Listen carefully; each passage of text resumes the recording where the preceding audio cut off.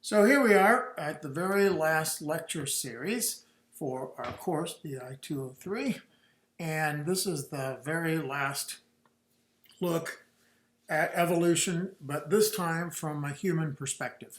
So we spent all semester learning about science before Darwin, and what Darwin and Wallace both contributed, and then more in detail about all the contributions that Darwin made.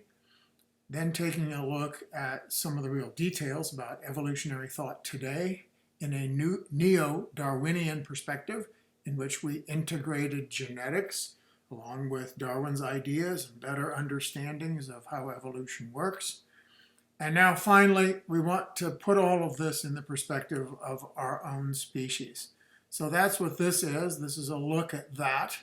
We're going to take a look at the context of us within the broader, biological world, and then bring it all home.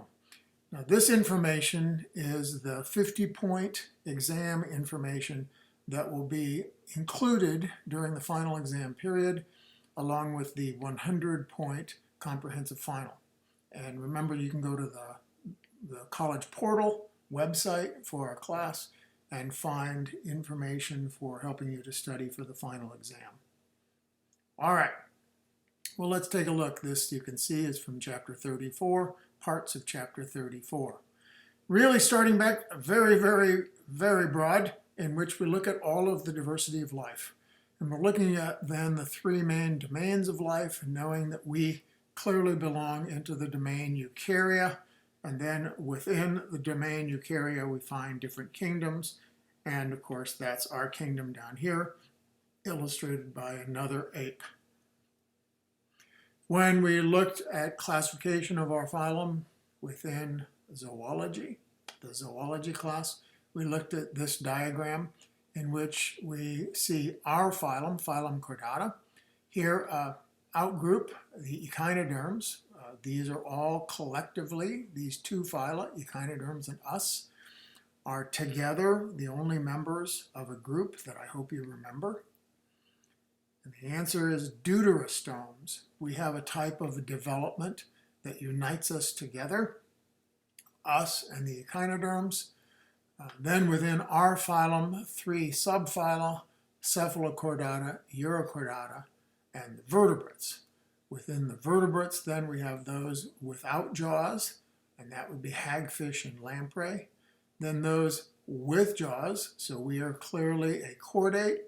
We are vertebrates.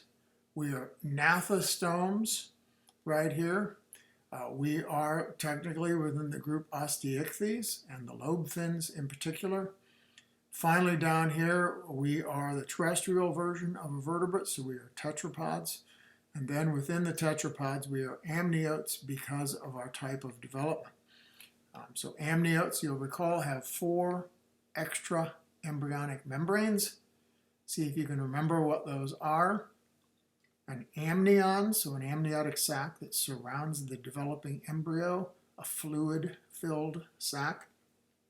A chorion, which usually contributes to a gas exchange mechanism.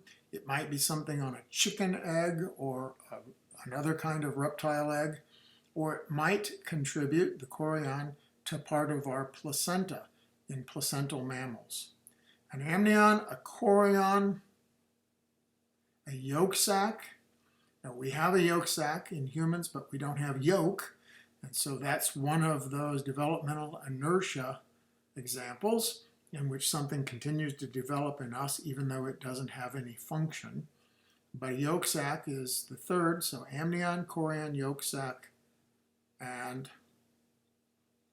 the fourth, amnion, chorion, yolk sac, and allantois is the fourth. See if you remember that.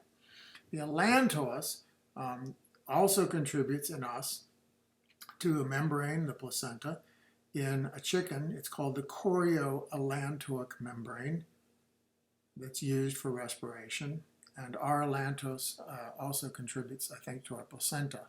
The allantois in a chicken's egg is also a place where metabolic wastes are stored. So We are chordate, we are vertebrates, we are gnathostomes, we belong to the clade Osteichthyes and the lobe fins. We are tetrapods, we are amniotes, and finally, we are mammals. Mammals defined by a couple main traits. Here they're showing you milk production, also could be hair, but what we know it from a fossil perspective is a single pair of bones in the lower jaw. A single pair of bones in the lower jaw. All right, that's another review of what we looked at in our zoology class and how we classify ourselves.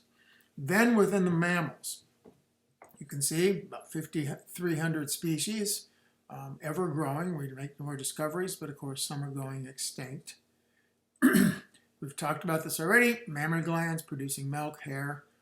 We have a very large brain, and it's quite differentiated, higher levels of thinking. Our teeth are not all the same, so we have differentiated teeth in which the form is matching the function, and the function relates to the diet, what we're eating. So are we eating grains? Are we eating meat? Are we eating a mixture of the two? Mammals, as you can see, evolved about 150 million years ago, and two bones were added to the inner ear bones. So we already had one inner ear bone, middle ear bone, and then two additional were added. This is an artist's reconstruction of a fairly newly discovered mammal ancestor. You can see it's about 125 million years ago, and this is from a publication in 2015. So a fairly new discovery. More on those ear bones. So the stapes exists in amphibians and reptiles today. And then in the evolution of us, mammals, there were two additional bones that derived from the jaw, and that's the malleus and the incus. And those come from jaw bones that we find in a reptile, and those are the articular and quadrate bones.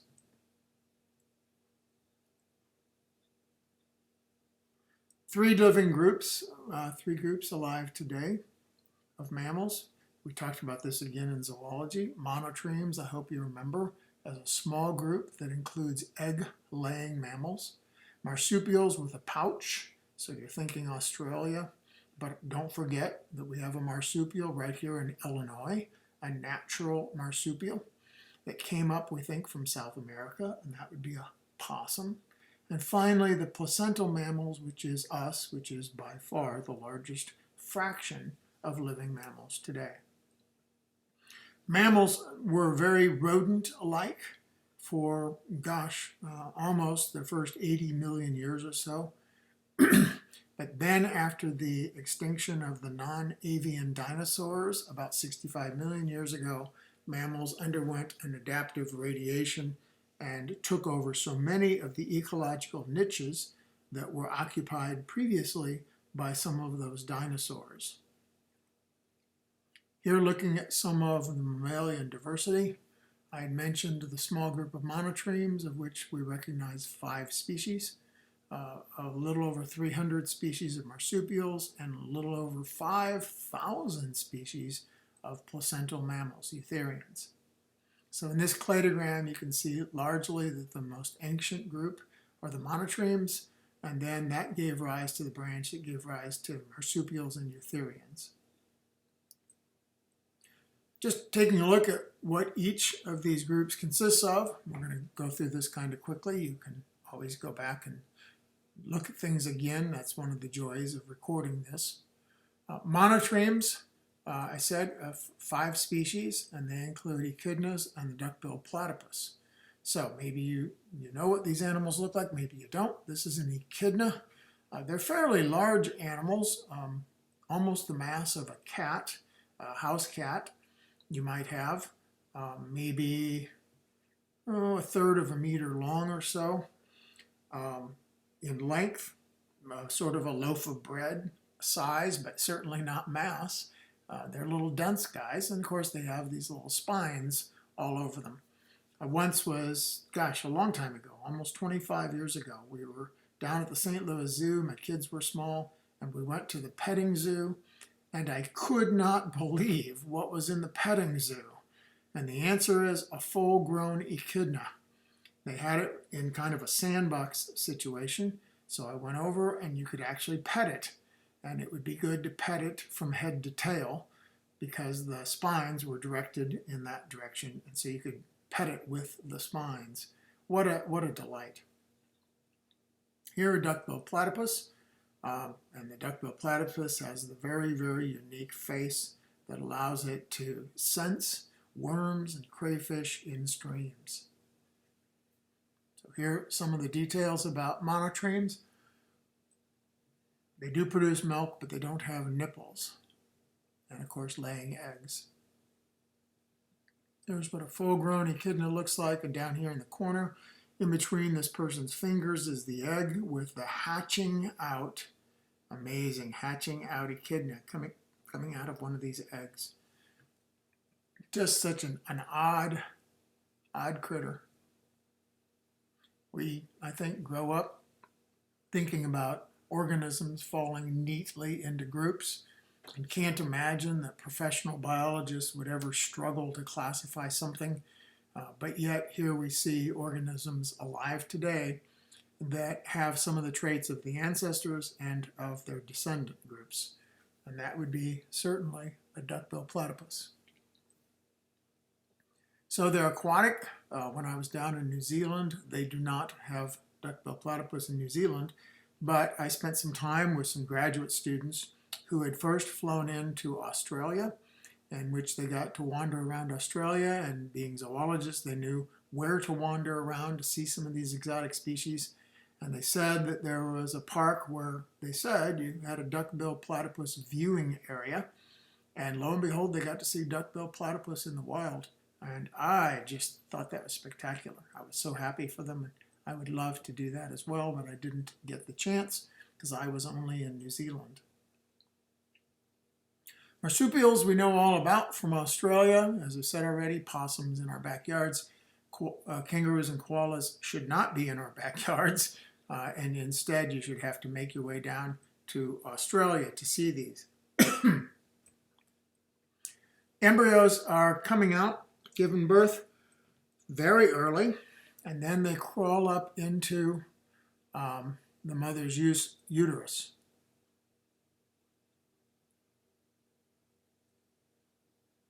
And so this very, very young embryo is continuing its development inside the marsupium.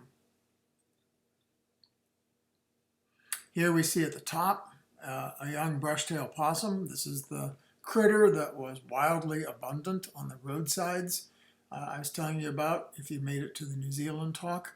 This is an introduced species in which there are,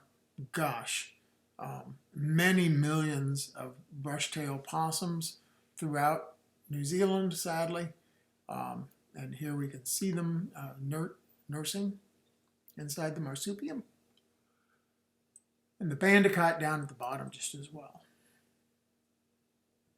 Here, looking at just some basic characteristics from the Campbell book about this group of marsupials. Then that brings us to eutherians, and so the rest of our time will be spent talking about eutherians, the placental mammals, and that's us. A longer pregnancy and a very tight, intimate relationship with a placenta that's the main source of nutrition and exchange of also metabolic waste, so that mom's physiology, mom's body, is doing most of the processing, most of the kidney control, most of the osmoregulation, certainly storing calories and providing calories for the growing fetus, at first embryo and then fetus. We're still learning more about some of the divergence and some of the history of our own group of eutherians. Here, just showing you some of the kind of branching off. So we've got the monotremes and marsupials up at the top, finally eutherians, and you can see some of the groups that are formed, some of the clades within, forming their own subgroups, but we're learning more about this as time goes on. Here are just a few of the orders or clades. Some examples of some of the common things that we see. So of course we have rabbits in our backyards, we have rodents in our backyards, and we have people in our backyards, and so we have primates. You can see that one of the primate characteristics, and so don't think that this is just a human or an ape characteristic, but this is true about monkeys, and we'll talk about lemurs, lorises, and pottos. All of these are primates, and so all primates characteristically have an opposable thumb, so they're able to grip with a thumb as opposed to these four other fingers. Primates are also famous for our two eyes facing forward. Compare that to the eyes of a rabbit or the eyes of a squirrel, in which they're on the sides of the head, and so very little of the vision overlaps of the eyes in a rabbit and the eyes of a squirrel. They see more broadly, but they don't see the same thing out of both eyes very much. On the other hand, primates with two eyes facing forward have a great degree of overlap of our vision. We think that the advantage of that is depth perception, which allows you to tell when you look at something roughly how far away it is. And that certainly would be important if you need to grab something in a tree and swing from one to the other, or make sure you grab onto a branch for safety. Lots of other gains of depth perception that allows you to acquire food in a very precise way. Also allows you to look very carefully at other members of your group and perhaps interpret their emotions and intentions. Primates are typically omnivores, so we're eating both plant material and some meat or other animals. And we're known for having a higher level of higher level thinking. Okay.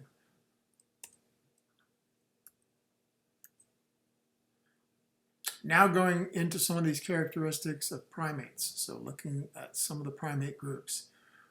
Tarsier here eating a cicada, it looks like, as it grips the tree. Notice that it's four fingers opposed to the thumb. Two eyes very much tracking forward. And if you take a look, this is a very, very large iris and a tiny pupil. And you can see this is in a well-lit situation. So what can you conclude? And you would be good to conclude that this animal is nocturnal. And so its eyes are well adapted for seeing at night. And so it's got to contract down its pupil very, very small during the daylight. So hands and feet for grasping, the large brain we talked about, a relatively short jaw, the depth perception, and complex social behavior. I already talked about the thumb.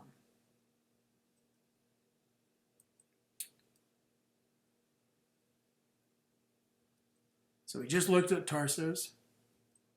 Then the second group is lemurs, lorises, and pottos. You know about lemurs from Madagascar, probably because you watched the Madagascar cartoon movie. But let's talk about lorises and pottos. So lemurs, lorises, and pottos. Notice the long tail here of the lemurs. Here's what lorises look like. Also, eyes very much directed forward. Opposable thumbs. And lorises have faces, again, that might make you think that you're looking at a lemur. I remember being at the Brookfield Zoo, Chicago area, one time, and they had exhibits of living lemurs, lorises, and pottos, and I saw the potto and I was all excited because they're not a common animal to see in the zoo, and I think I might have been the only person all that excited to see the pottos that day. Here's a baby, looking like most babies do, as cute as can be. Baby primates typically have the face very much concentrated as a small, tiny face with a big, bulbous forehead, very characteristic of newborns. Eyes very, very big, a very reduced jaw. This is so characteristic of what we see, and it generally, some people think, is helping us to somehow react to realize that we're seeing a baby and to say, aw.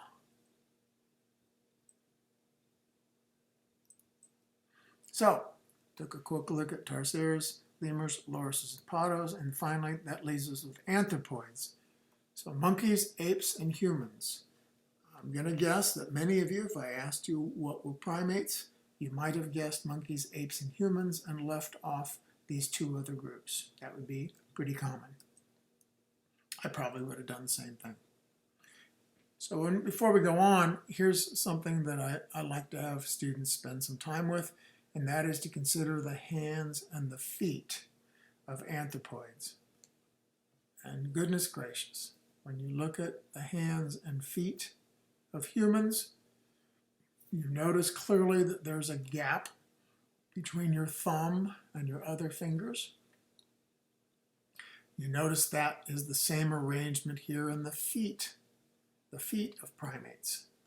Their hand has our same gap. It looks quite similar arrangement. When you look at our feet, however, we notice that this is the one of all of these that looks quite different. And that's because this toe of our ancestors is now swung forward. We believe that that's an adaptation. The big ball of the foot right here is an adaptation along with the big toe for walking forward and not gripping branches like this with the back foot. So the shift here from this big toe arrangement suggests upright walking and forward as opposed to grabbing a branch or grabbing anything with the feet in the same way that we grab with our hands. So our hands still look very much like a primate hand, but our foot looks a little differently with our big toe. If you ever get a chance just to stare down at your feet, chances are in the summer you might be barefoot and you're sitting somewhere and you look down at your feet. Maybe you're sitting on the toilet and you look down and you notice the gap. Now, if you're wearing flip-flops or sandals, that might be where there's a piece of the shoe that comes in to help attach it to your foot, that comes in between the big toe and the four little toes. And that gap, notice, is bigger than the gaps between the other toes, and that's part of this kind of hinge where the thing's rotated forward. So looking at your own feet, you can see evidence of this ancestral pattern with the gap between the big toe and the other toes.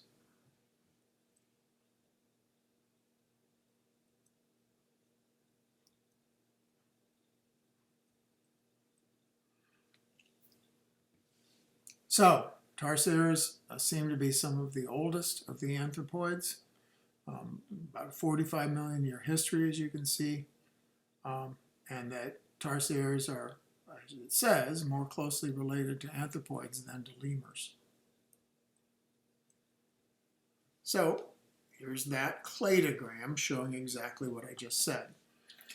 We're looking at the ancestral primate, and first to come off, the most basal, the lowest of the groups to come off, the lemurs, lorises, and pottos. Next then, after this branch between lemurs, lorises, and pottos and all the others, the next to come off are the tarsiers. And then finally that separates out to the anthropoids. So tarsiers more closely related to anthropoids. Just taking a look ahead, we're going to talk briefly about the New World and Old World monkeys. I'm not sure if everybody's clear about what is today the Old World and what today is considered the New World. I'm not sure if you know right now, so I'll help you out. The New World is the Americas. It's where you're sitting today. The Old World is Asia and Africa and Europe. So all of those land masses are where we know humanity originated, and then humanity spread to the New World. Okay, so the Europeans knowing the Old World, and then the discovery of the New World. Well, it was discovered by Europeans only in their travels. There were people here, so there wasn't a discovery that there was a world. People were here. Native Americans were here.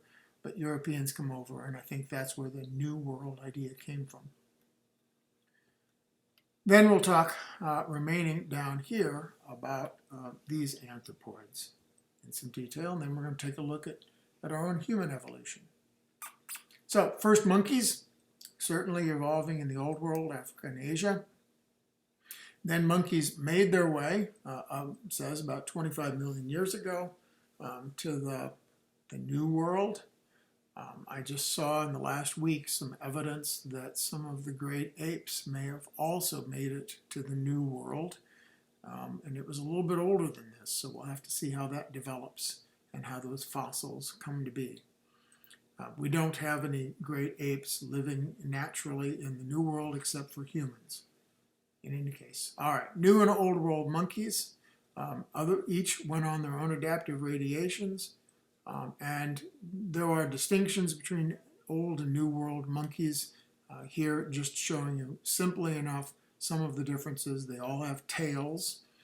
These are said to be prehensile tails that can be used to help grab branches. New World monkeys, all are arboreal. There aren't any that are strictly living on a ground dwelling basis. In the Old World, we have both arboreal and ground dwelling species. Now continuing in our look as we focus in more and more on humans and our related groups. Other groups of the anthropoids then are the apes. Apes and the Old World monkeys seem to have diverged about 20 to 25 million years ago. So here are the apes on their own. This is the living apes today, including we should have humans, you just as well. So maybe you've gone and taken a look at a zoo and had a chance to see some of these. It would be very unusual if you got to see bonobos. Right now you can see bonobos alive, a troop, so a group of them, at the Milwaukee Zoo, Milwaukee, Wisconsin. Chimps you could see at the St. Louis Zoo. You can see gorillas at the St. Louis Zoo. I'm trying to remember about orangs. I think they do have orangs at the St. Louis Zoo still, and I think they have gibbons. So all except for bonobos for the St. Louis Zoo. That brings us now to really looking closely at our species. Our species, as a species, is about 200,000 years old, which, as we said, is really, really recent when we consider that life on Earth has existed for about 3.5 billion of about 4.6 billion years of Earth's age. So, to be clear, 3.5 billion is 3,500 million. 200,000 is 0.2 million. So 3,500 million versus 0.2 million. Okay, so that's a tiny fraction. We've said this before. If we make the entire age of the Earth one day, humans are appearing in the last 4 seconds of one day. So here's the way we've tried to represent that before. I like at the end of the semester to be bringing things full circle, and you know that we talked about this with the timelines, which is the very first lab, the second day of classes for this semester. That was the old days when we were on campus. In any case, this very, very thin line right here representing the human part of that one day. Very, very thin. All right. So what are the characteristics that are derived for humans? Humans versus other apes, we are routinely upright and bipedal. Our forebrains are much larger. Our overall brain size is larger. Our use of language, both in symbolic thought and also written language and oral communication, seems to be much more complicated than any other species. And then there is the use of tools. And so that brings us to an interesting question. Are we the only species to use tools? Well, no. No, not at all. And I'll talk about that in a minute. Finally, and I wished we were on campus, but we aren't, if you were to take a look at the skulls, like we routinely do, those skulls that are just outside the zoology lab, and compare some of the human ancestors or human-like forms that lived 2 and 3 million years ago, we'd find that they had much greater jaw area, but that their chin was receded, and that right directly in behind your teeth right now, where your tongue might be sitting, if you sort of drill down just below that area of your tongue, there's a large area of open space, in the lower part, so you're feeling your throat, just below your tongue. That's a big open space that allows our tongue lots of movement. Well, that's not the case in great apes and in those human ancestors 2 to 3 million years ago. And so we have a jaw that allows much more room for tongue and speech. Shorter digestive tract as well. So a little bit of terminology. Paleoanthropology is the study then of these human origins. Human groups used to be called hominids, now called hominins, and finding that our affinity is most close to chimpanzees of all the other great apes. The number of known extinct hominins is growing. Here we currently have about 20 species. The oldest somewhere maybe as old as 7 million years old. And so what are we saying? And this is where the group variously, that is the hominin group on its way to producing our species today, that group broke off from chimps. Actually not from chimps, but chimp ancestors. So chimps and hominins share a common ancestor that's about 7 million years old. Okay? Chimps have evolved for the last 7 million years or so, also distinct from that ancestor. And this is the figure, and I think I've made reference to this before. I think we've looked at it when we were in the zoology class just as well. But this is one of the most important figures in a textbook that I know about, because it helps to really put together in a graphic way our history and helps to dispel several misunderstandings. And one of those is something we talked about when we talked about evolution misunderstandings, that somehow there was this march of progress and that one species gave rise to the next in a very linear fashion to give rise to people alive today, humans. Well, this is a very diverse ancestry of many different forms. Here, take a look, and this is really well worth doing, at just between 1.5 and 2 million years ago. This shows that there were 5 known species of hominins. Now, the bars right here show you the period of time that we know we have fossils. So these bars could be longer when we discover new fossils. So these are the periods of time that we know that these species existed, at least from the fossil record. And look at that, between 1.5 and 2 million years ago, 5 separate groups.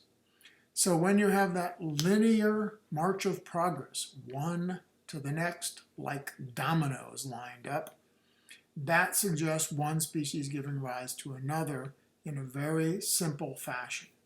This diagram represents it is not that at all. Here we have the generation of variety. 5 different known species at one time, and going back just a few 100,000 years ago, at least 2 separate species. Homo floresiensis, the hominid species, is also known from this period of time, so there were at least 3 species within the last couple 100,000 years on Earth. Actually, within the last 100,000 years on Earth. So, there certainly are some misunderstandings about the simplicity. This is also not a focused tree. This is not a diverse life that comes narrowly down to a single sharp point of our species, as if everything was about producing a single species. This is clearly lots of hominin diversity, recent hominin diversity, hardly a spear point of an evolutionary tree, a bit more of a bush of an evolutionary tree with lots of branches. Other things to note about this diagram is we can look at some of these in particular fossils. If you have the chance, and I hope that we get back to our facilities, you'll be able to look at this diagram and find where we have representatives of the fossils. Now, those are very expensive fossil replicas that we have in the display cases that are in between the botany and the zoology lab. And there are a number of examples there that are examples here. So we have, of course, Homo sapiens. We have, I think, Ergaster and Erectus. We have Australopithecus, I think Africanus. I think we also have Afarensis. And when you take a look at some of these, notice that the forehead here is flat. Look at the bulbous forehead here that we have. And we think that's higher thought. That bulbous forehead pretty much gets rid of any brow ridge that we see very clearly here. And so that's a big difference. There's also a bit of a shovel face here, an angled face, and here it's more of a vertical face in modern humans. Lots of changes. Well, when you get back closer to the common ancestor with chimps, one of the problems anthropologists have is distinguishing whether or not something that they discover was part of the branch that gave rise to hominins, or whether or not it was on the lineage of chimps. And that is what you would predict, that as we go back in time towards our common ancestor with chimps, that it would become more and more difficult to tell if a fossil you discovered, let's say from 6,000 years ago, was on the chimp lineage or on the hominin lineage. Just a fascinating figure that I like to come back to on a regular basis, just from my own thinking. So, humans diverged, the hominins diverged from the chimps somewhere in the 6 to 7 million years ago, and this occurred in Africa. Okay. What did we know about early hominins? Well, they were not a lot like humans today. They had small brains. They may have walked upright. We're learning more about that. Now, a couple of these misunderstandings. First, early hominins were not chimps like we think of chimps today, and chimps were not like chimps today 7 million years ago. That chimps and humans have changed tremendously from our last common ancestor. The second is that idea of progress, that march of progress that I've been talking about. This is not a parade of progress. This is not a simple lineage like dominoes. It's much more like a bush. So this image up at the top is very misleading. All right, now we're going to use that diagram and we're going to look at some of these examples. We'll start older and move our way up here at some more common examples, more recent examples, and talk about Ardipithecus. Ardipithecus, I'm sorry, there's a film, a 2-hour film that we watch routinely. I own the DVD, and so we show it in class. I've spent some time trying to investigate if there's a way for you to see this film online. It is not available on YouTube that I can find, and this is a very significant fossil. So you can take a look. It's 4.4 million years ago. It's a very early hominin, and one of the things that you see that's quite striking is that the feet are very much adapted for climbing, and yet other parts of its anatomy suggest that it was walking upright. So, one of the long ago ideas, about 100 years old, is that humans emerged from the forests and that in the savannas with relatively few trees, that people started walking upright, and so the adaptations for walking upright evolved in the context of a savanna. And what these traits suggest is that upright walking evolved within the context of a forest. And there's still debate about that and about the environments, but these are adaptations. The feet and the hands are adaptations for moving up and down trees, and yet other parts of the hips and the legs suggest that the animal was an upright walker. And it wasn't a knuckle walker like we see with chimps today. It was truly upright.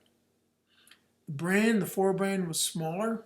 So of two of the main traits of humans today, upright posture and a large brain, those did not evolve at the same time. Upright walking clearly evolved long before the expanded forebrain that we see in modern humans.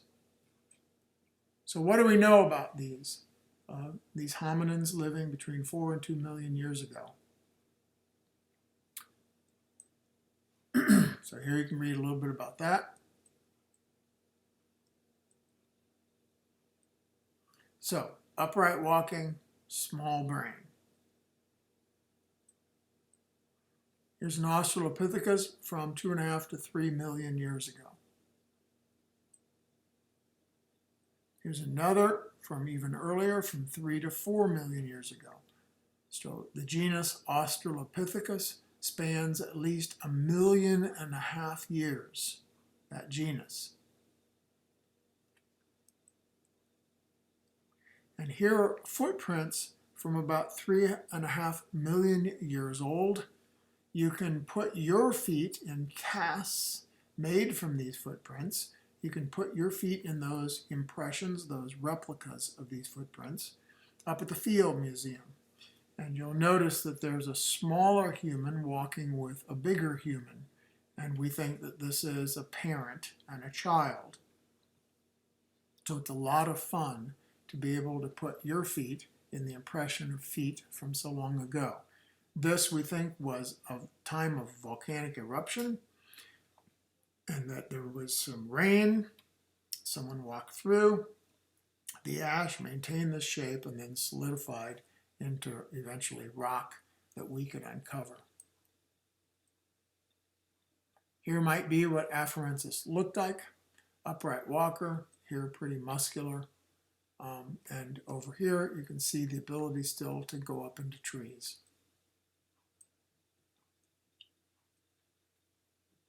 So Ardipithecus, 4.4 million years ago, we said already, climbing trees and in a mixed habitat of forests or open woodlands. Then, close to about 2 million years ago, there's evidence that humans were walking very long distances. Tool use comes back to perhaps this 2.5 million years ago.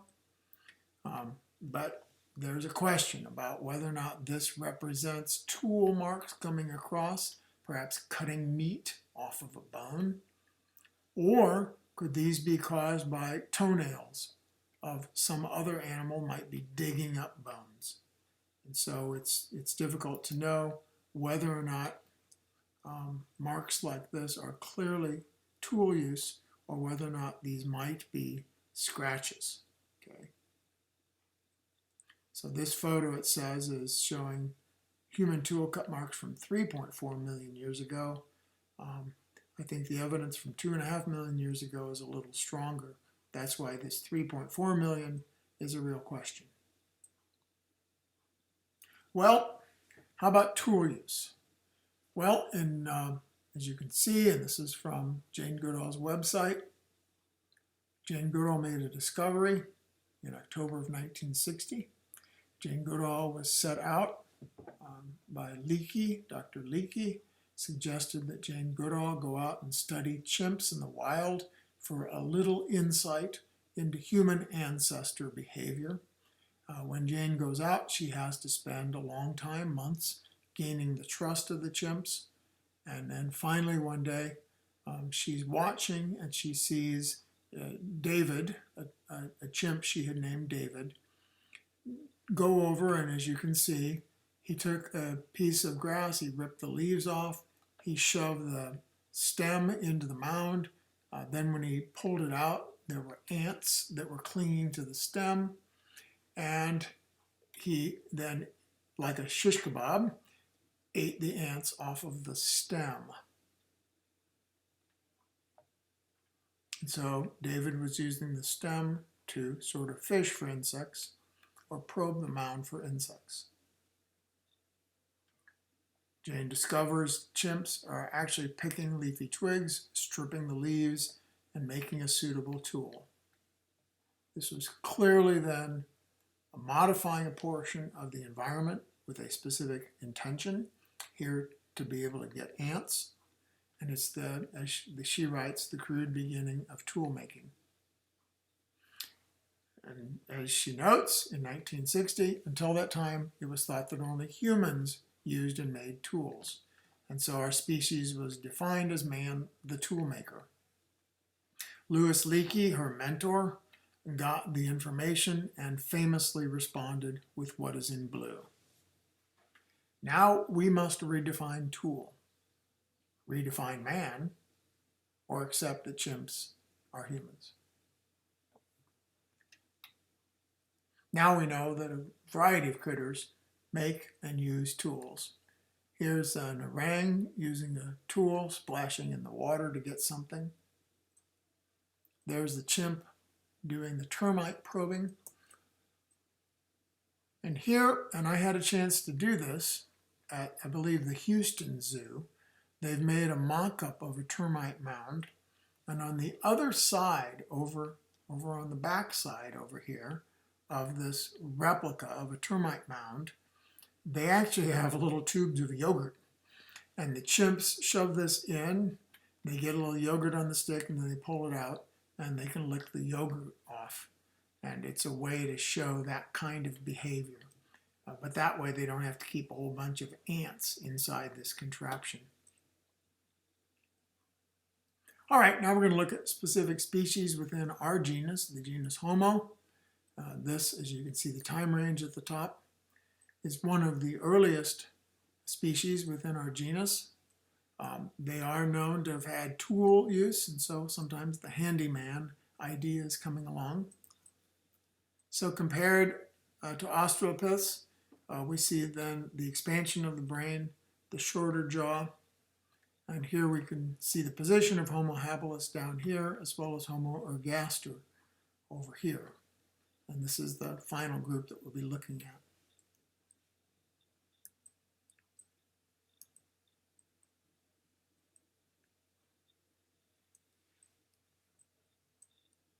So there's a few of the traits. When we see a reduction in sexual dimorphism, which means that males and females are more and more similar, we associate that with a pair, so not a marriage necessarily, but a pair, a mating pair of people who are raising their kids. And so more of a family unit. Here's ergaster with signs of making tools.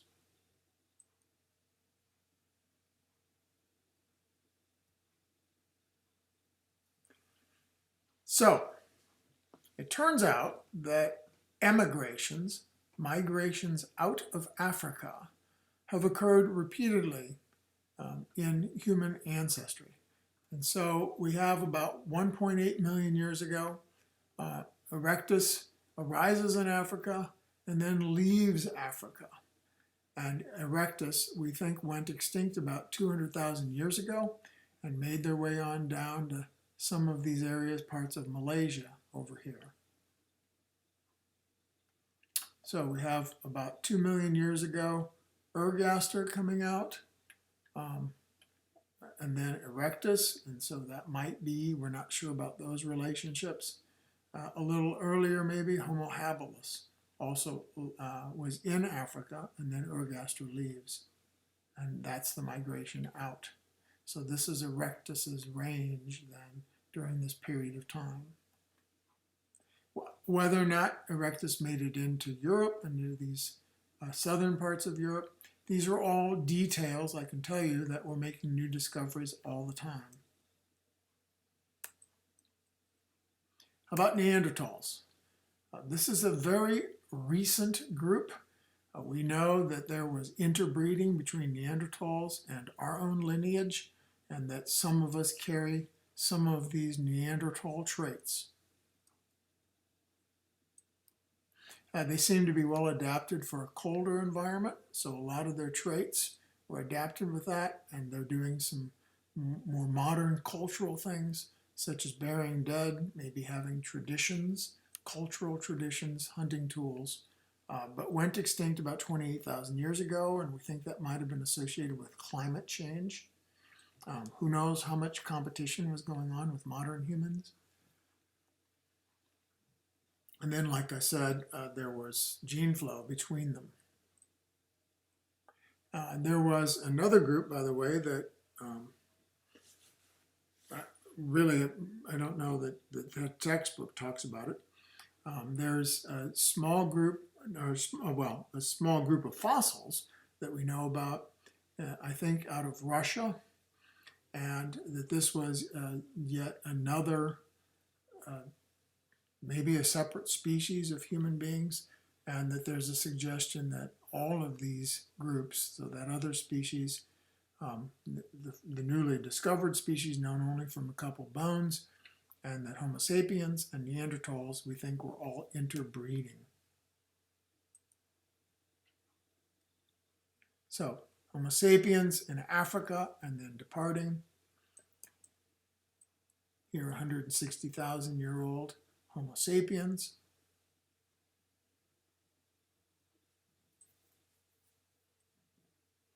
Again, some of these dates are changing, but out of Africa by at least 115,000 years ago.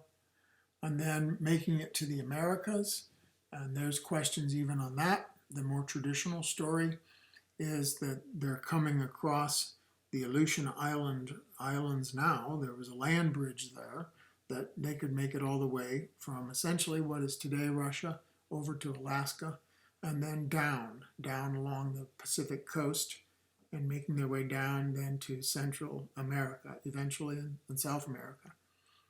There are questions all the time about whether or not there are other connections to the Americas, perhaps from Asia, and also perhaps from Africa.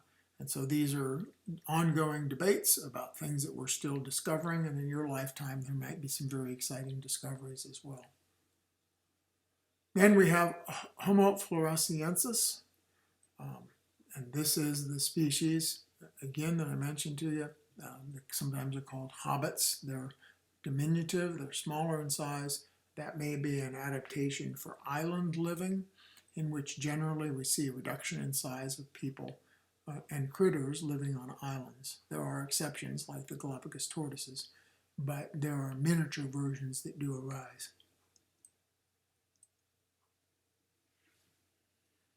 So, what led to our species' great success?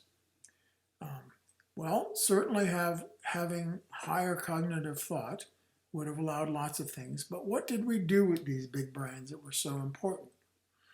Well, one is language.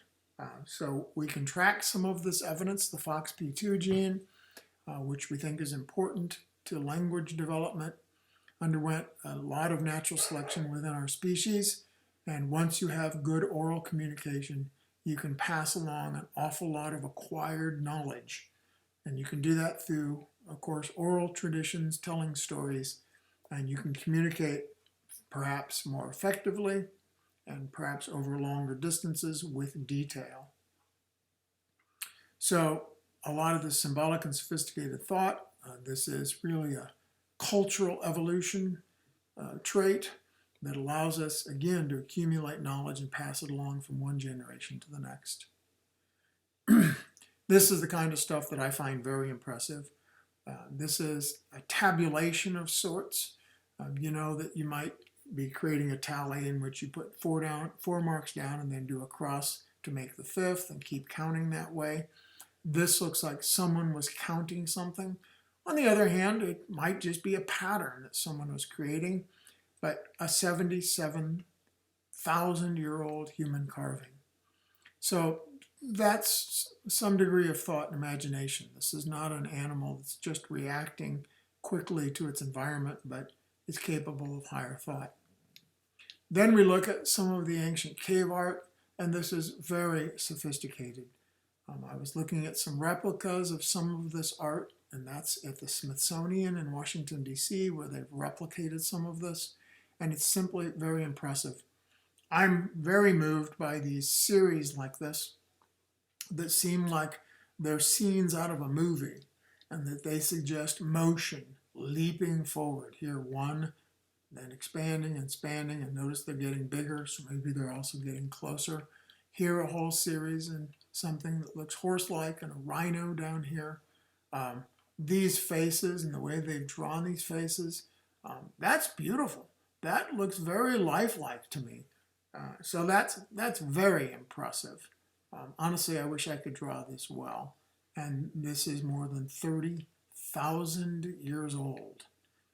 And recognizing that some of the earliest human writing of language we have is only, what, 4,000 or 5,000 years old. I could be off a little bit on that, but certainly this predates it by a lot. Here, some more artwork. This is a little more recent. This kind of work, we see this in a number of places. We think what a person's doing is they're taking in some minerals in their mouth and mixing it with spit, and then you can put your hand there and create that spray of now minerals and spit over your hand and leave this shadow impression of your hand. They might have come back and decorated it afterwards. That's how I believe that most of these are created, somebody spitting over their hand. And then there's other drawing here, what relationships this shows. Perhaps these people are related in some way or related to spirits. Who knows?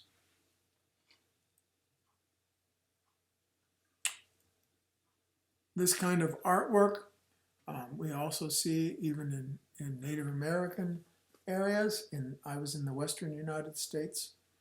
I think it was the Arches National Park. And one of my teachers took us to a place where there was this kind of art, not this sophisticated, and obviously showing hunting and some interactions. Here's some prey pierced by some arrows, so this must show some kind of hunting that was going on.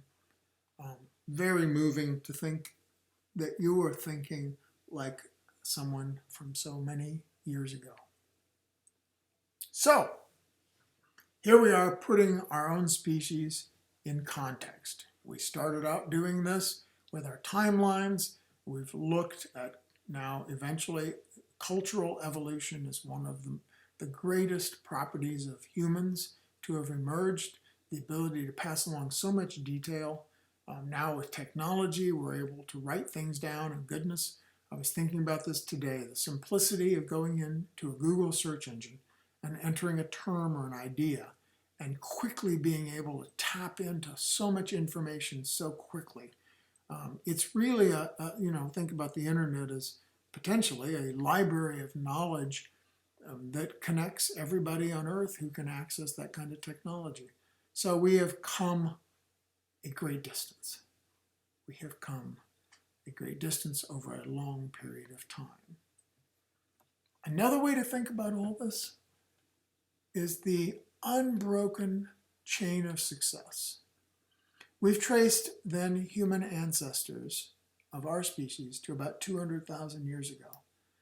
That traces back then to mammals, that traces back to vertebrates, traces back to our phylum, to our domain, traces back to the earliest life. You are a product of an unbroken chain of life that goes back all the way to here. Over 3.5 billion years of life giving rise to life, and successfully lineages that go forward until finally it's you alive today. One of the odd ways that I say this is, did you have any grandparents who didn't reproduce? Well, no, you're the product of their reproduction. And so there are all sorts of lineages that eventually peter out, that eventually there's a generation that doesn't reproduce or doesn't reproduce successfully. You are an unbroken lineage of success going back at least 3.5 billion years. An unbroken chain of success. Our species, a couple 100,000 years old. Outside of Africa, 115,000. Some of the oldest art to the Americas. Maybe you came much later, or your family came much later. I'm sure they did. Most of us, that's the case. Native Americans, of course, could trace back to that age. Settled human life, written record only about 6,000 years old. 211 years ago of this year, because it's 1809 when Darwin and Lincoln are born. That's 211 years ago. 181 years ago, Blackburn is founded. And about 20 years ago, most of you were born. This is you and your species in evolutionary context. This is a whole other aspect of who you are, and I hope you've enjoyed it. This is pretty much where we end the class. Of course, you could have questions, and I hope that we continue to have conversations about your evolution and the evolution of other life for many years to come. That's it.